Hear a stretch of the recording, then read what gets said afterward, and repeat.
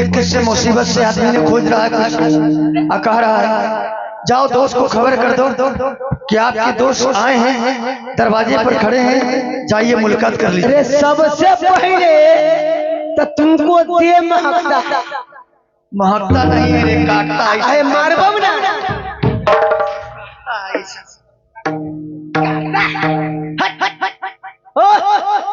अब तोरा खानदान में अति ई बताब, तोरा खानदान में केकरो दे महकै छै न महकै छै? आ तोरा एगो खानदान में गेलो ओकर दे महकै छै, जाके दूरा पर देख वो बेचारे के खाना सबको दोस्त से बुला दो, उनसे मुलाकात करना चाहते हैं। ऐसे महकै छै सभी कोई चाय लेते तो चाय फेंक देवे। हाँ दूरा पर जाके देखा, दूरा पर जाके टोकरे जा हमने जब तोर दूरा महकै छै ऐसे महकै छै से तोरा दूरा पर डोमरी वाला पिलुआ फरै छै।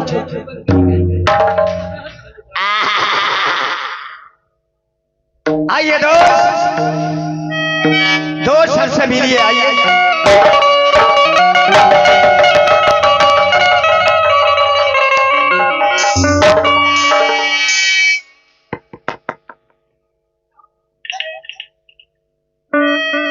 तोरे देह में कीड़ा फरै छै।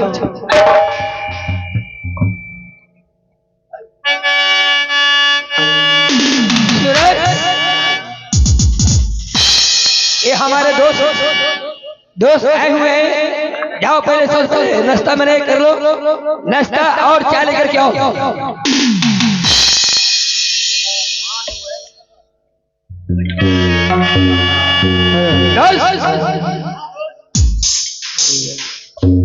गरीनाथ अपने दोस्त को बैठा रहे हो, उसके आगे तुम्हारा पुत्र मर गया, ये नहीं देख रहे हो? क्या बोले? तुम्हारा दोस्त है और तुम्हारा बेटा मर गया, ये नहीं देख रहे हो?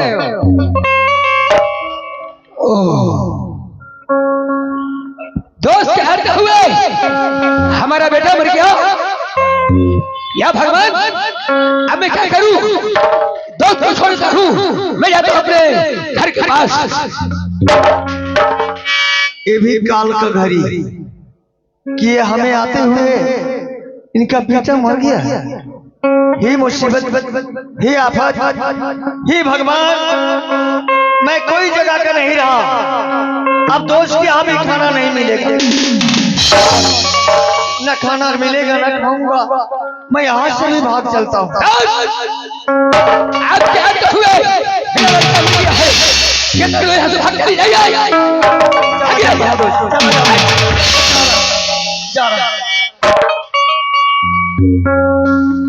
छोटे कहीं रहे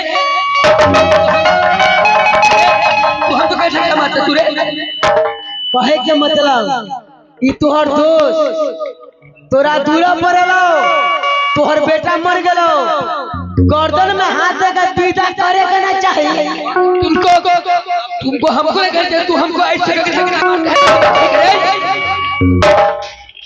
तोरा समझलियो, तोरा हाथ ना दलियो, तोरा समझलियो जगरा गर्दन में हाथ देकर विदा कर। ठीक है चलो दोस्त रुक जाइए, मेरे आते हुए आपका बेटा मर गया दोस्त। हाँ मैं यहाँ से जा रहा हूँ केदली बन, और केदली बन से मैं लौट करके आऊंगा दोस्त। बेटा को आप अपानत रखिएगा, मैं आपका बेटा के जरूर जिलाऊं करके जाऊंगा। ठीक ठीक सही है।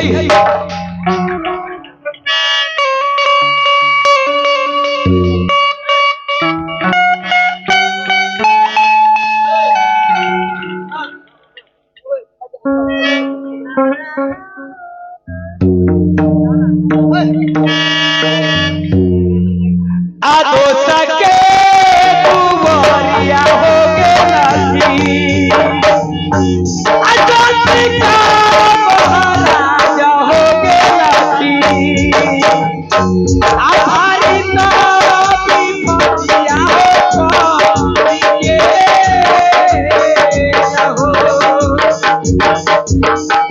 1 2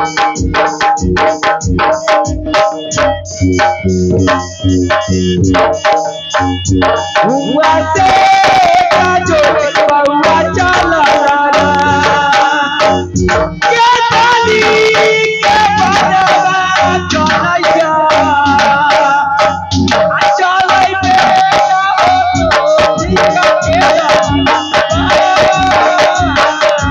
हो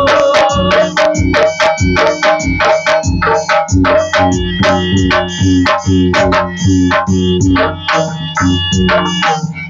आए तना बजौया हो सुरंगे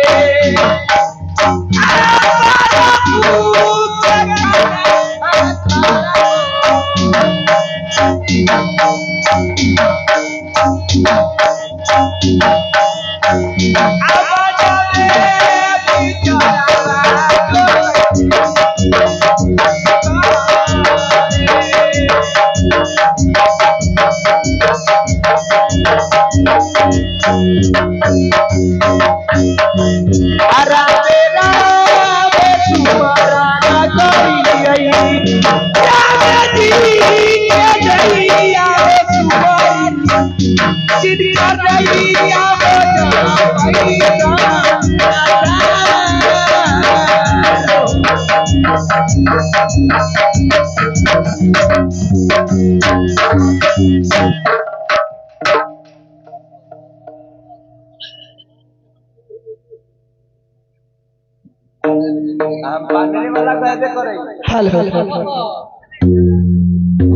हेलो हेलो हेलो ज्योति केंद्रीय बन जा रहा है, लेकिन उसे रास्ता कामरू होके उससे पहले मैं जाऊंगा, नैना मैना दोनों बहन से मुलाकात करूंगा।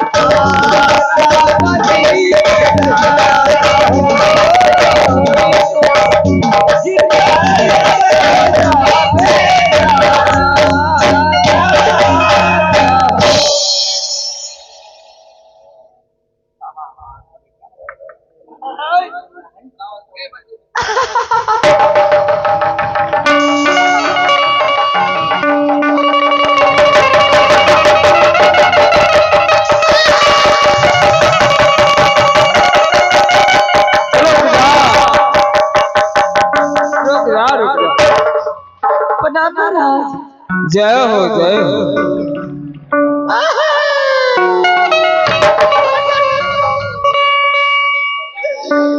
बोलिए महाराज क्या चाहते हैं मेरे गुरु?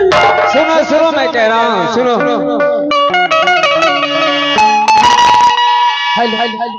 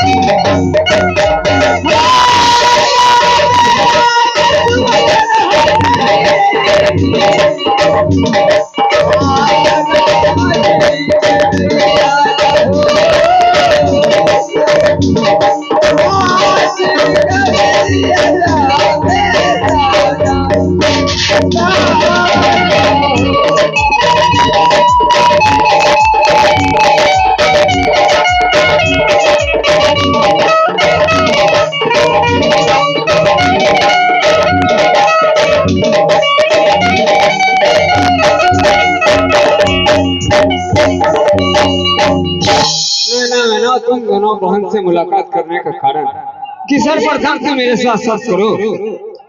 बोला बाबा। हेलो हेलो हेलो बोलो एक साथ दो साथ तीन साथ तीसरा सच करे 80 कुल रखने पड़े। ना ना ना तुम दोनों बहन से मुलाकात करने का कारण क्या बाबा बताइए। इसी रास्ता से आ रहा है ज्योति, उसे पकड़ के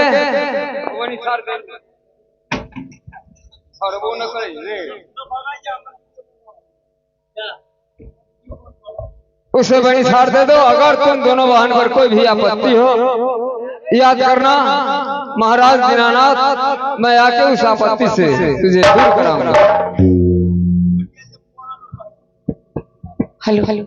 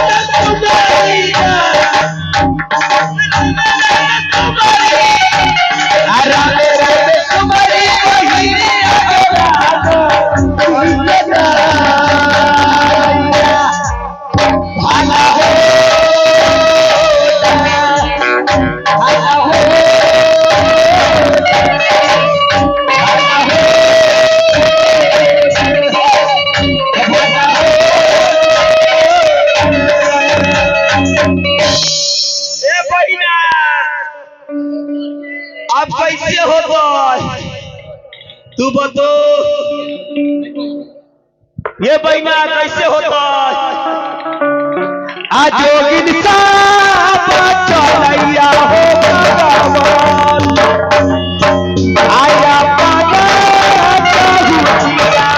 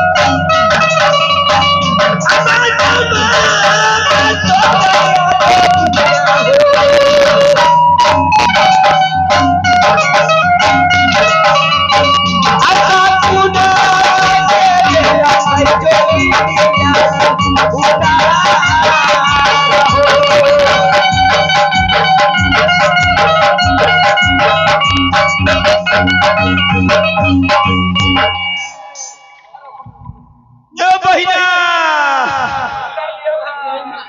ए सब उतर लिए ए माहिया तो एती बैठ कोई अबे करता चल बहिना देखैले एकरा दम्मा भेलौ कि टीवी के बहिना बीड़ी पिए छ ओ किया चल चल चल चल देख देख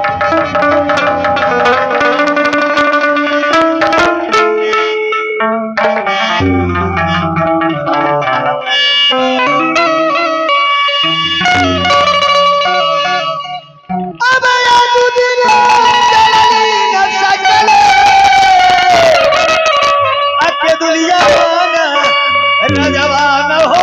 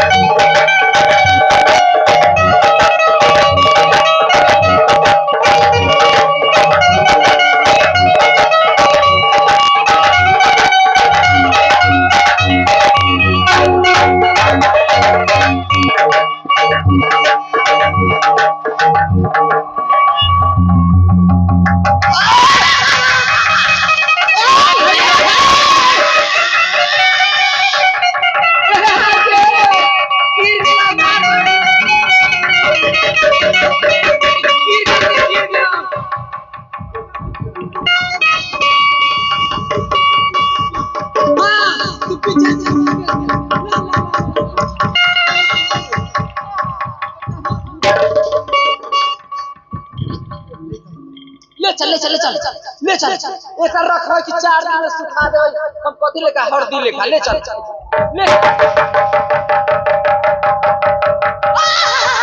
अरे रे बेटा चल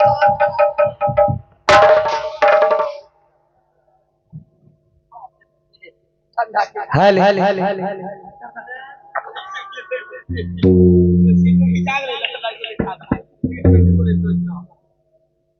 अब आप लोग देखेंगे पानी सार चल गया उसके बाद क्या आता है ये महीना 12 बरस के पैसा दे दिए गए।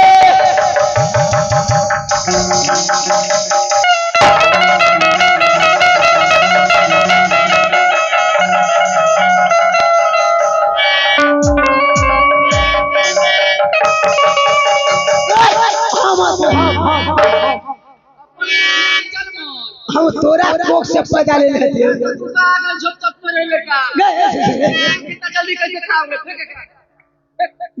खराब हो गया तोरा चलते हमर बाबू बोलना बेटा हम तोर बेटा अरे हम तो मायना होती माय गे हमर बाबू तोरा से पहले बियाह कर तो हमर बाबू जब मर गए तो ये बता देखभाल तोरा करे वाला कोई ना हो अरे बेटा तो हम तोरा देखभाल करबो कि नहीं? हां बेटा माय गे एक बात बोलना हमरा भूख लागल है कथि खाबे हम तोरा दूध पीबो ये बहिना बोल बहिना ये 12 वर्ष के वनवास दे दिए। चलो ले चला नाती के बेटा बहुत घमंड से आवत रहल चलो के 12 वर्ष के वनवास दे भाई सुख का मर जाए नाती के बेटा चला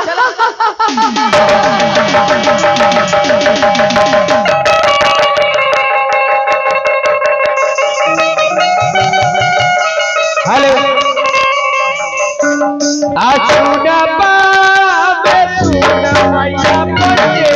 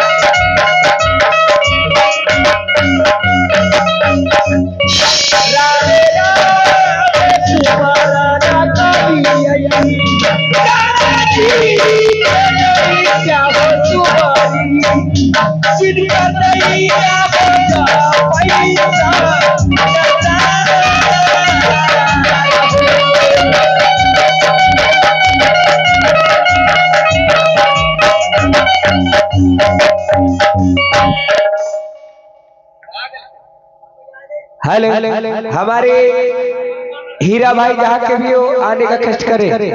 हेलो हेलो मास्टर साहब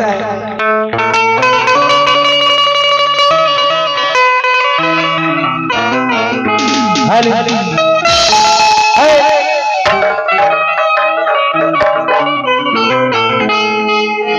रही न रूप जब तहरा गुमान का करबू खत्म हो जाई कुल किस्सा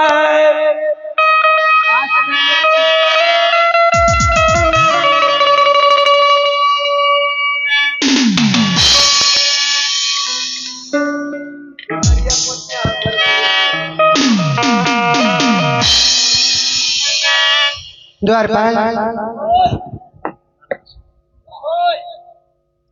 जा हाँ यहाँ से राजभरौली अच्छा अपने राज्य में और दासिन को लेकर के जाओ और डगिन को बुला के लेके आओ। दासिन को लेकर जाओ और डगिन बुला कर लाओ। हाँ हाँ ठीक है अभी जाते हैं आप इसी जगह ठहर जाइए। ठीक है।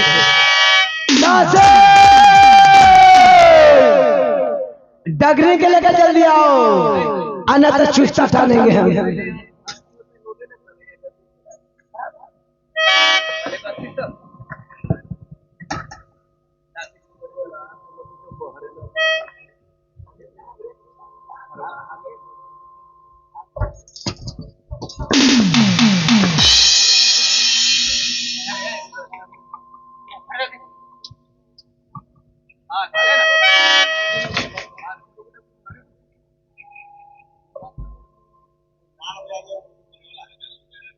ठीक है ठीक है। हेलो हेलो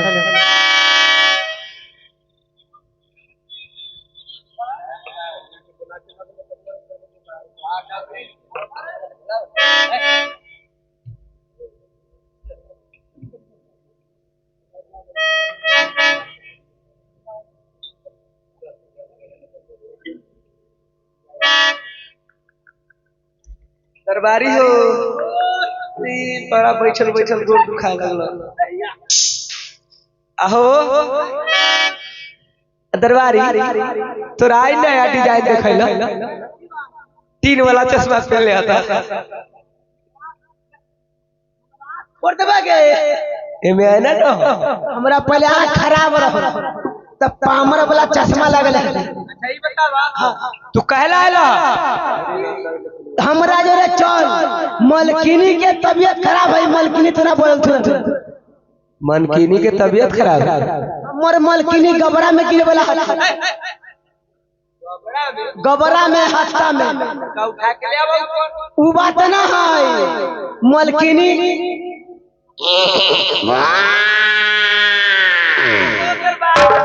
अब जान गेलियो तोरा मलकिनी के लड़का होय वाला दूर दूर जाय छ ना रास्ते में हो जाते न तो हमरा एम्बुलेंस के बुलावे पड़ते। चल लेकिन हम गेट के बाहरे रहब। एगो बात सुन हम सब दिन राज दरबार में नौकरी कली आ राज दरबार में सब दिन ऐसे ही गेलियो ऐसे ही अलियो।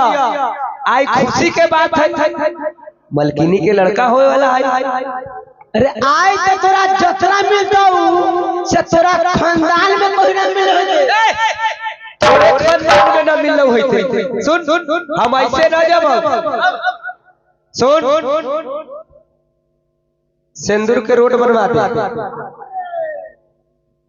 बाप रे इतने में मर गेले। डोली का हार मंगवा दे तब हम जब राज दरबार में न तो ऐसे न जाओ। जाके हते चमय आ तोरा सिंदूर के रोड बनवा दी आ डोली कहाँ तब तू जाए।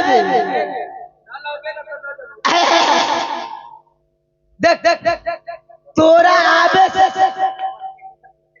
मरी चले लगे। मलकिनी हाँ उदासीन जो है चमाई वैसे क्या बोलते हो रे? दासीन दासीन दासीन डगरी हाँ चंपा मलकिनी हाँ चंपा डगरी हाँ। आवेला ना तैयार है। क्यों नहीं तैयार है वो? ओकरा कहे के मतलब सिंदूर के रोड।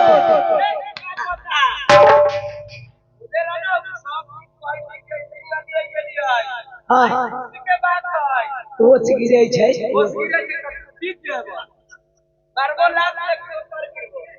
सब दिन ऐसे चला जाओ ऐसा लाई। ठीक है दरबारी।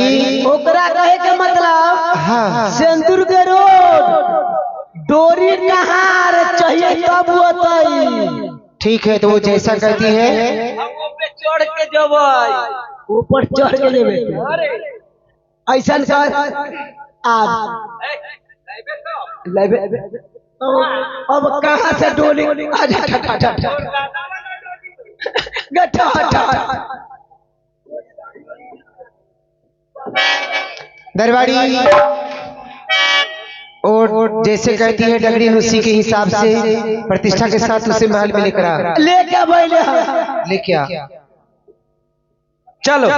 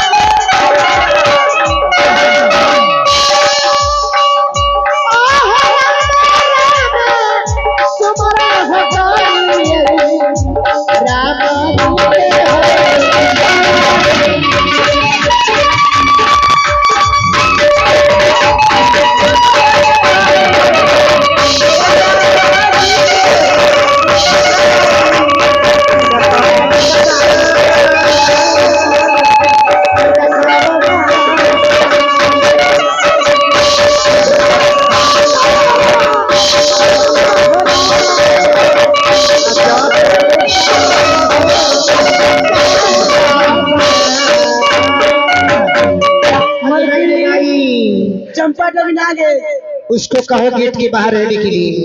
गेट के बाहर हाँ आगे भाई हर गए।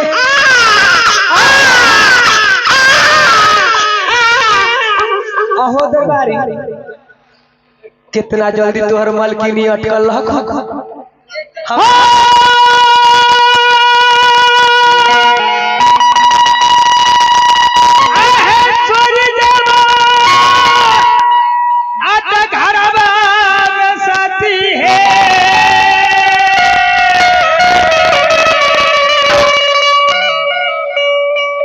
डगरी ना बोलैया नहे देवता अत हमारो ना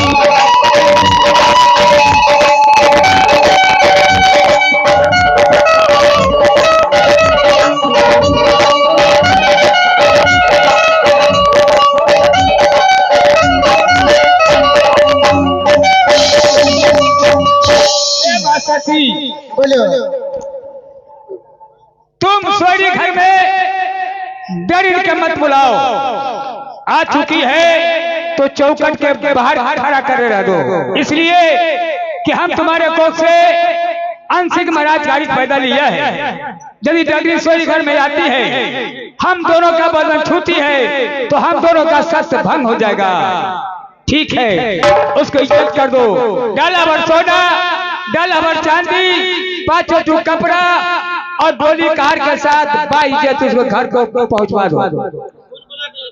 बेटा कारी, तुमने जैसे कहा वैसा ही होगा।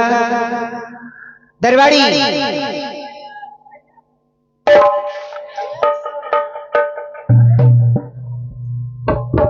दरबारी, अरे कहाँ हो रे?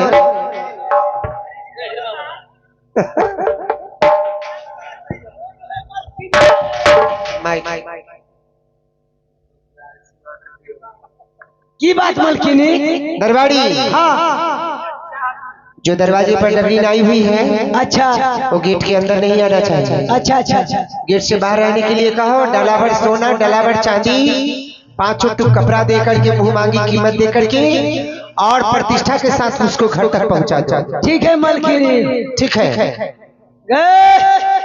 सुन, दूरे पर रही है, आप भीतर ना ढूंढे है। डाला भर रूपा, डाला भर सोना, तोरा जितना चाहिए वो सब सामान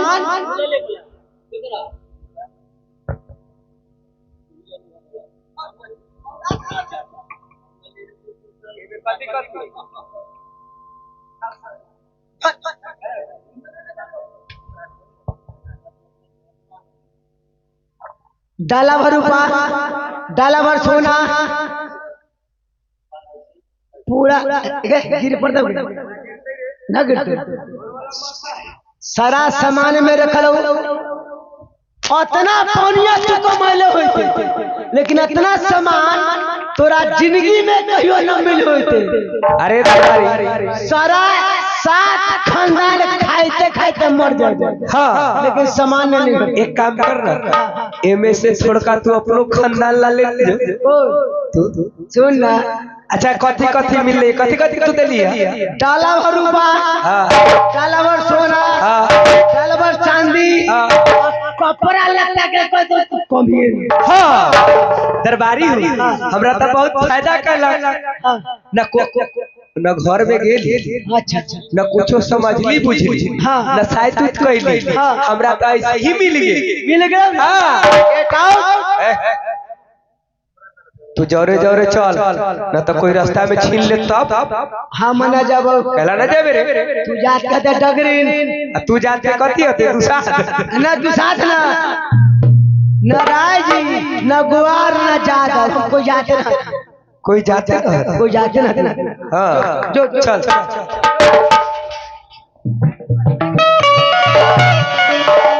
लाला हो।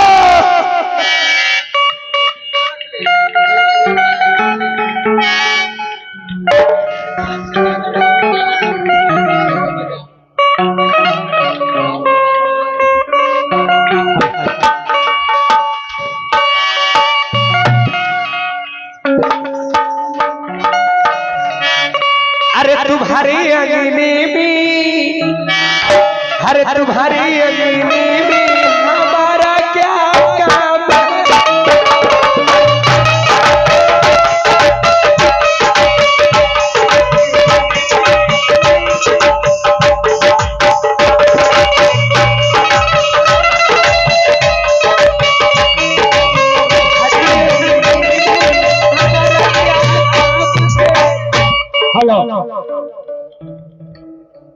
राज बरौली, सच में अपना कोष से पैदा लिया। मेरा नाम कारी महाराज, बड़ी खुशी से डगरी हमारा जल में हमारे मकान आई हुई थी, अपना परसौती कमाने के लिए नहीं। मैं स्वर्ग से सवाल क्या घेमा, जय तुम डगरी को सोयरी घर में बुलाती हो, हमारा बदन छुआ के मेरा सत भंग हो जाएगा। ठीक है, ये हमारा ऑर्डर है। आ गई है तो खाली हाथ अपना गुनाह होता है। मेरे जाओ का नाम पर हमारे पिताजी का नाम पर कलंक होगा। जाओ जितना मन मांगा सामान, डाला भर चांदी, डाला भर सोना, 5 टूक कपड़ा और 2.5 कुंटल चावल देकर उसको विदा कर दो और 1051 रुपया दो। अब हमारी माँ उस जगह को क्या दी है?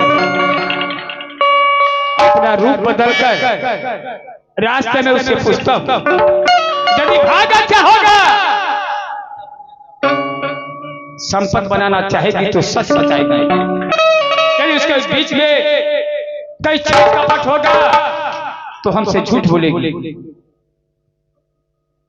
इस रूप में जाने के बाद तो पहचान सकती है।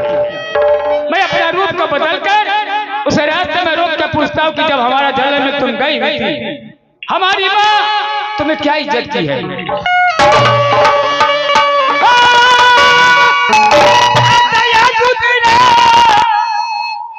बने भाई होते बता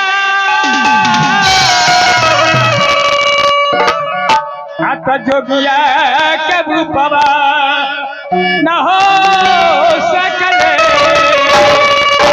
डगरिया से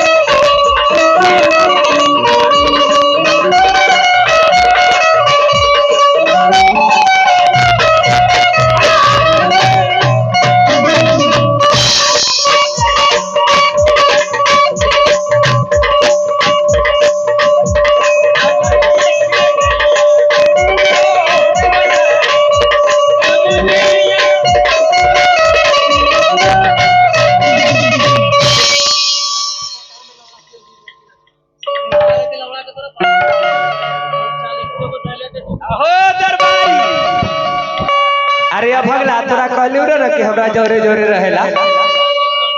हाँ चल जोरे। कोई अगर पूछता हो तो सही बात न बताइए, न तब बुझ जाइए तोरा इतना बार बार बोल कोई बाप न बचत।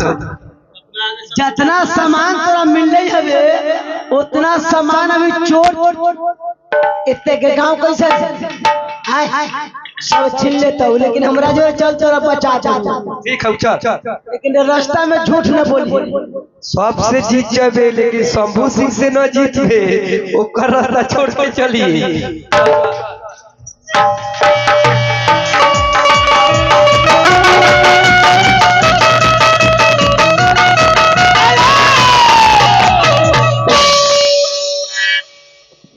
अरे दरबारी ई कौन है रे? भाट फकीर है। भाट फकीर है? हमरा भाट फकीर से कौन लेवे देवे के? ओसे कथी के लेवे? हमरा त घरे चले के।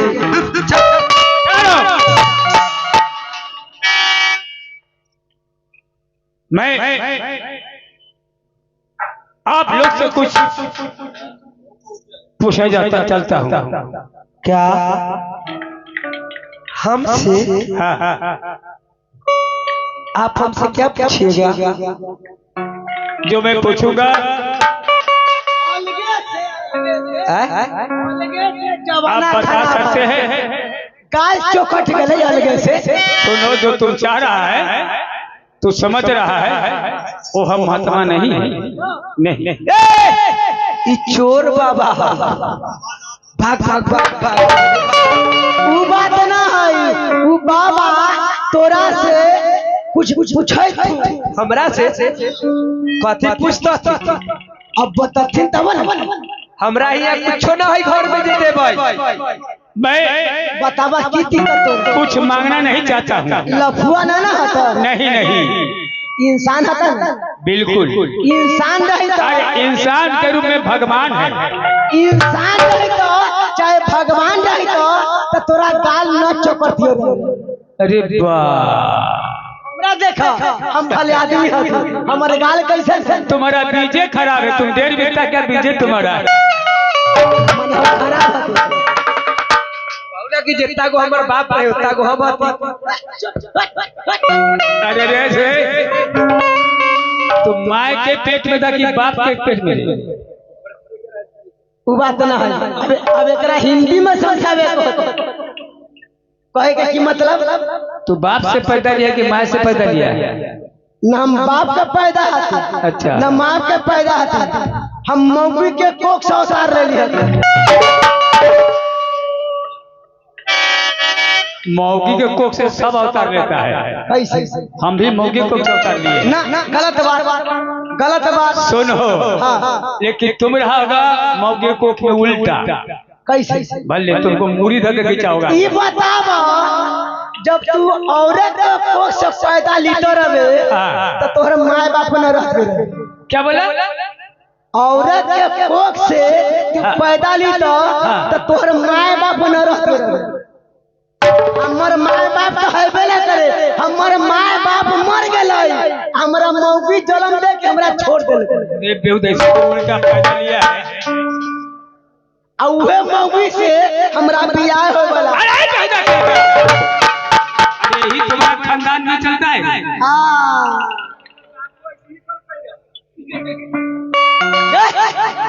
गतु बाबा से परियो। लेकिन है अब नारी, मैं आपसे कुछ पूछना चाहता हूँ। क्या हमसे?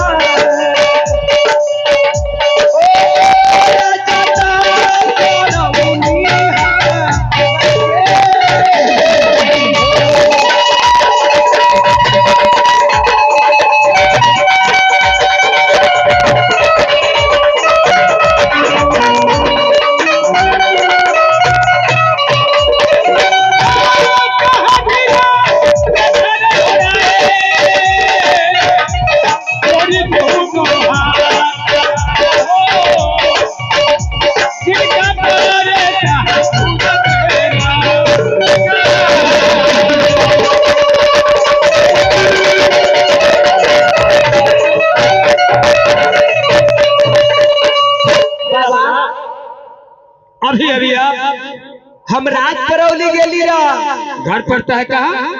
चंपापुर शहर। अभी अभी तुम कहाँ गई थी? राज परौली। क्यों? राज परौली में ना रानी जी के लड़का भेलक रहा, ओहे में गेली रहा, जिनकर नाम सती अकुरा है। आप डगरीन है? हाँ हम डगरीन है। ओ तो राज दरबार है।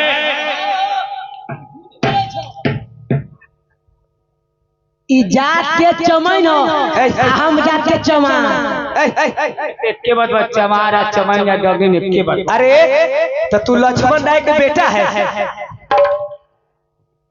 हे डगरीन, अब राज परौली महाराज ज्योति के पत्नी के सती अपना के कोख से लड़का पैदा लिया है। हाँ उसमें आप गए थे परसौती कमाने के लिए। हाँ वही परसौती कमा के हम जा रही है। चले दरबार। वहां जाने के बाद तुम्हें बहुत सही नाम मिला होगा। अदुर देखे के बड़का घर, कहाए के बड़का, बहुत ही नाम देते।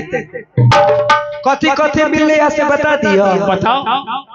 1.25 किलो मड़ुआ और 1.25 गो रुपया। दूर दूर दूर आगना उठा के धो देती रहा दरबार। अरे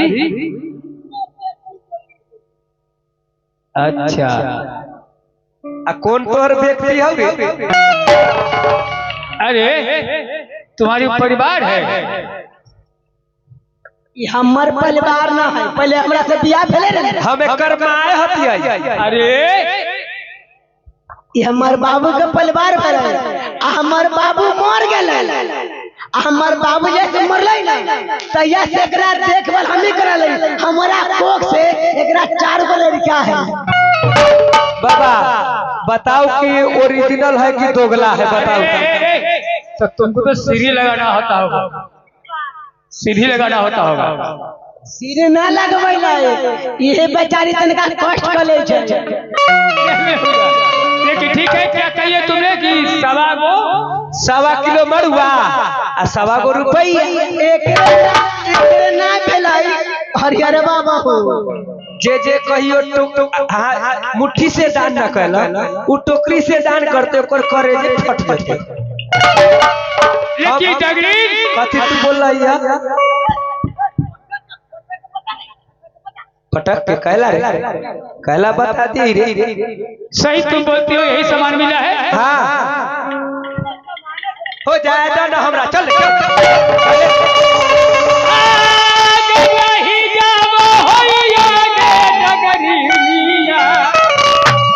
आगे दिल में भी सब है ना,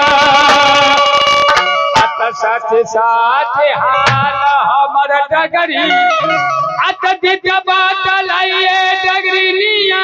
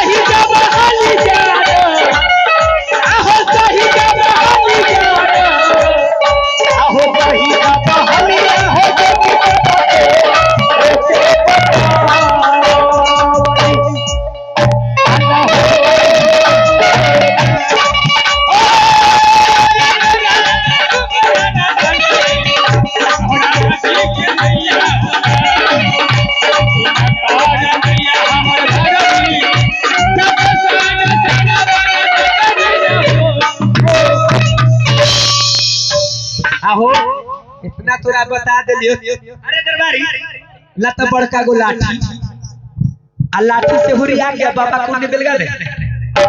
लाठी का कोजत रही हम सोटा से मारबे सोटा।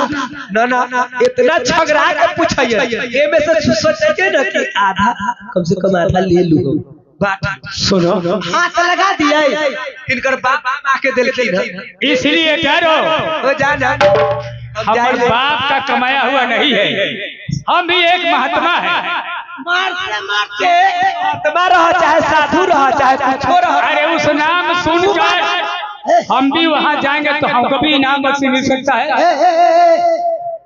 मारते मारते चांदी पर जेकरा केस खत्म हो गए अब फिर मारबो कि मगज पर के केस उड़ा देबो मगज पर। लेकिन ठीक है कि पगला है, ये घर से एकदम भागा हुआ है। तुम सही बता कसम खाकर। हम पगला रही थी तो हमारा एकरा संगत न होती अगुआ हमारा भला भले आदमी रहे। तुमको जो पैदा किए भगवान का दोष है। एकर अगुआ दोसर कोई रहे आ जहां जाय छै ना हुआ मारे खा के अबै छै बनल घर के है। ऐसा करो सही बताओ कि वही मिला है। बाबा हम तोरा से झूठ बोलबो तू हमरा से आधा बांट लेबो नहीं तब आगे कहे लगी बोलने के डगरिया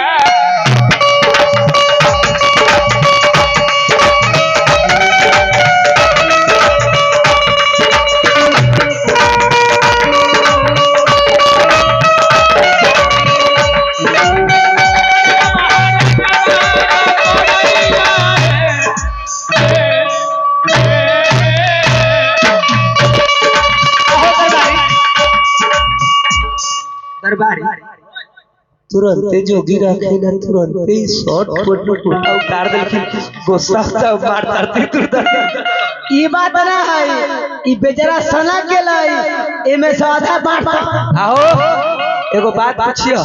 क्या बात बता दे मत क्यों नहीं क्यों नहीं आहो कहा तोरा घर बानो आहो कहा तोरा घर बानो आहा तोरा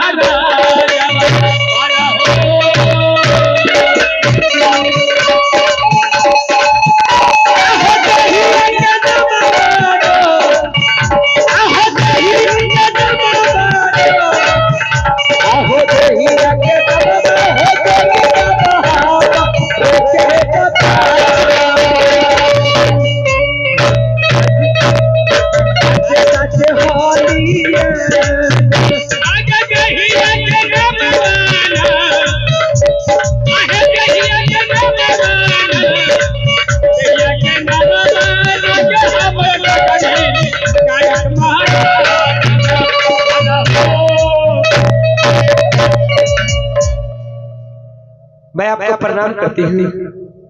खुद बेहुदा बनवानू लेगा ठगता है। अरे नहीं आगे से चिन्हो ना।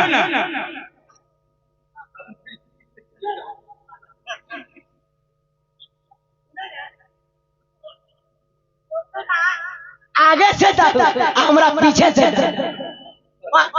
अरे क्या लोग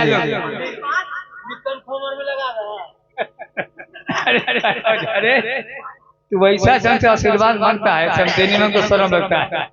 शर्म के बात है, ई बेशरम, हम तो इंसान हैं।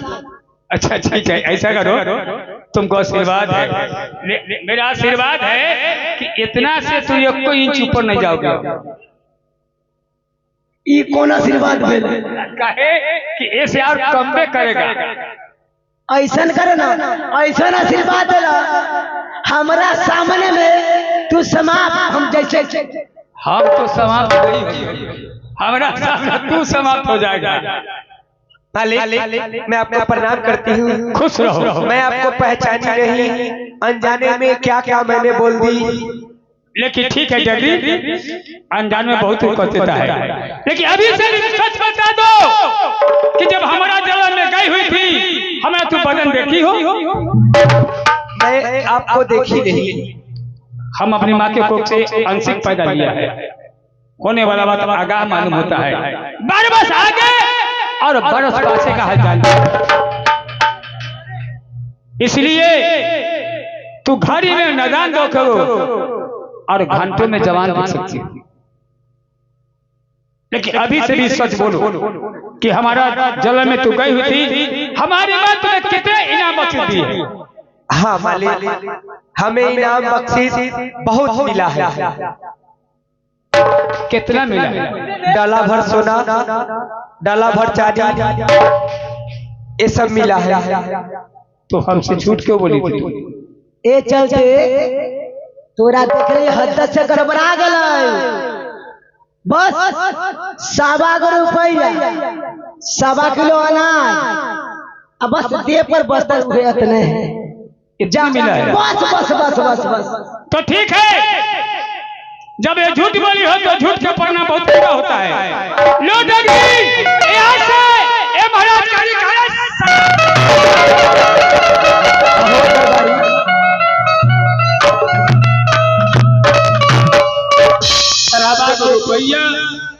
1.25 किलो मड़ुआ, एक फाटा पुराना कपड़ा लेकर जिंदगी में कमाते और खाते रहो। कोई भी राजा महाराजा तुम्हें राज उठा कर दे देंगे, लेकिन रास्ता चलते चलते सब मिला जाएगा। 1.25 रुपया 1.25 किलो मड़ुआ, एक फाटा पुराना कपड़ा तुम्हारे घर में रहेगा। ये आज से महाराज कारी का शराब दे तू ना, कोई दिक्कत ना है, तोरा में गलती है। अब केकरो घर में प्लास्टर करे न जाइए, तोरा से मर जा, वो सब मतलब चल चल चल करे देखिए सच में है कि झूठ कहलक कि ना। चलता देखिए।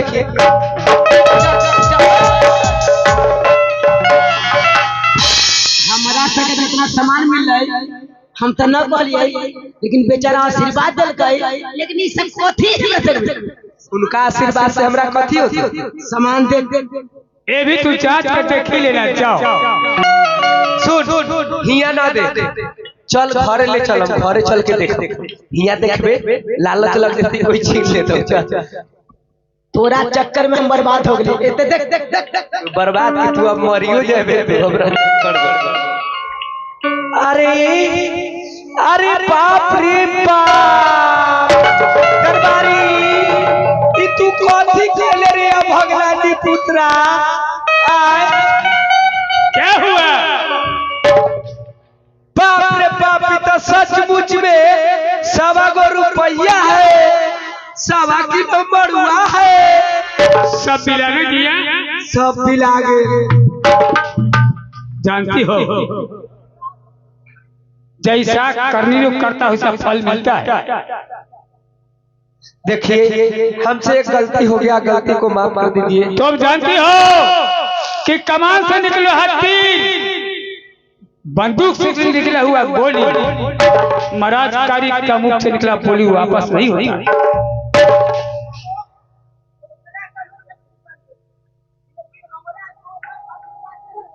जाओ और उसके साथ साथ सभी रहते हो ना, दिया हुआ शराब वापस नहीं होता है। हाँ, हाँ। तू रात दिन होगा तो दूसरा जन्म होगा, दूसरा जन्म। चल ले दुसात के दूरा पर बोलबो तो अथी मिलता है रे हिरवा वाला जय हो झमरुआ गोसाई। आओ मिलेगा। अरे दरबारी जो रे भगलानी पुत्रा कहीं के अटकाट के जलबल कौन जात के जलबल होते रे? तू हमरा से झूठ बोलवा के सारा तू काम गड़बड़ा देले। यही लेके घर चल जाती रह, एमे से आधा आधा बांट लेती रह, तोरा हिरवा बाप के श्राद्ध भी हो जतौ रह। जिंदगी भर मांगबे ना उतने में तो चल की करबे चल।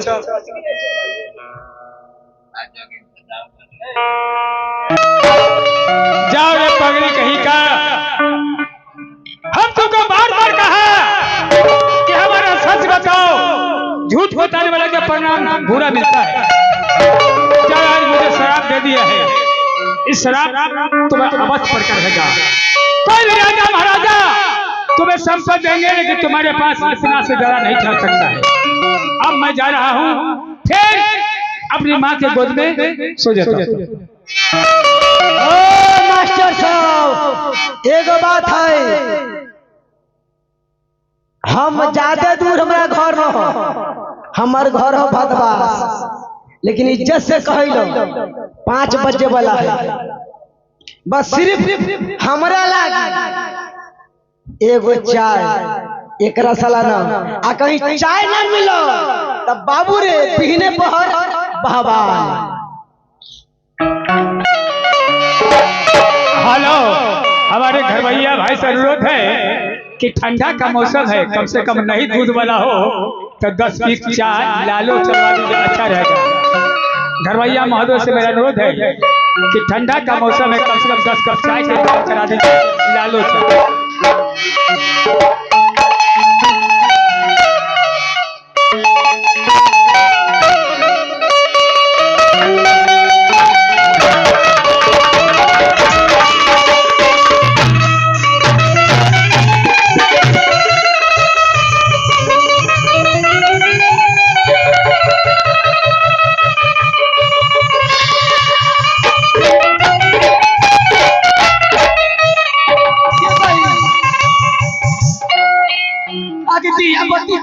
अपना काम रुकेश के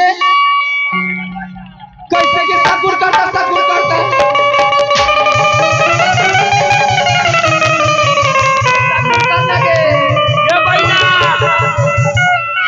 सगुर करे सुन भाई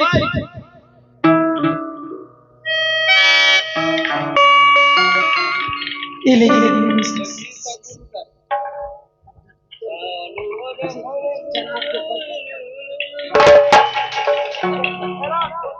अहे रूसी फूली बैठे बैठे मैया रे दुआर रूसी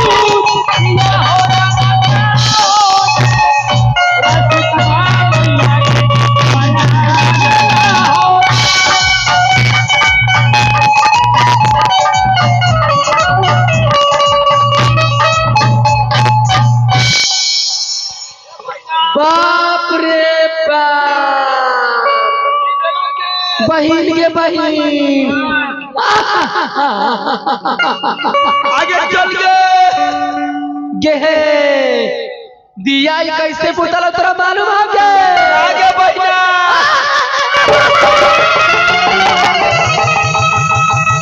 कामरू देश से बुतल के दिया बुता गेला चाल आगे कैसे बुझौला ये बहिना राज परवनी में ज्योतिक महाराज जन्म ले लेला बाप रे अब अपना सके जान ना बचता अब कैसे कारिक महाराज के जन्म हो लगा अब अपना सके हाँ सब गेल गुजरल पानी में चल जाता अब कैसे जीवोगे कौन उपाय ये बहिना ये बहिना ये कौन उपाय होगे सुन हम अपना जोबन में हाँ। जहर भर लक्ष्य अच्छा आ तू अपनों में भर ले लेबो हम भर लेबो अच्छा अब खोपा में बिच्छी रख लक्ष्य अच्छा तू सांप रख ले हाँ कोई ना कोई बहाने से बेटा के तक जान ले ये ले रहे हाँ बहिना के सही बात तू कर ले चल चचा जोगी ना तू सब विचार करके ठीक है चल बहिना चल आ ओकरा से बहिनपा लगा बहिन बेटा कह के ओकरा से खिलान कूदान आ ओकरा तब जान ले दूधो पिला दे तब ओकरा प्यार से गोदी में लेकर आगे या जुदी न चलाई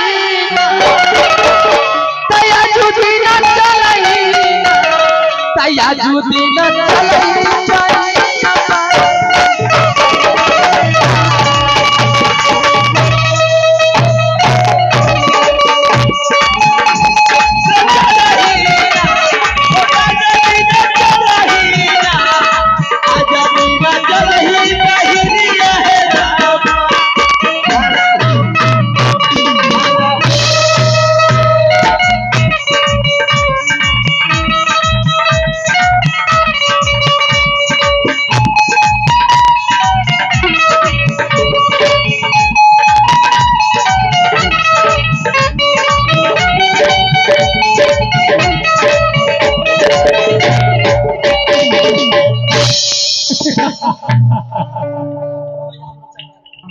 राज बरौली सती मांगापुरा को सामने पैदा लिया पूरा कामरू का पलाद मजा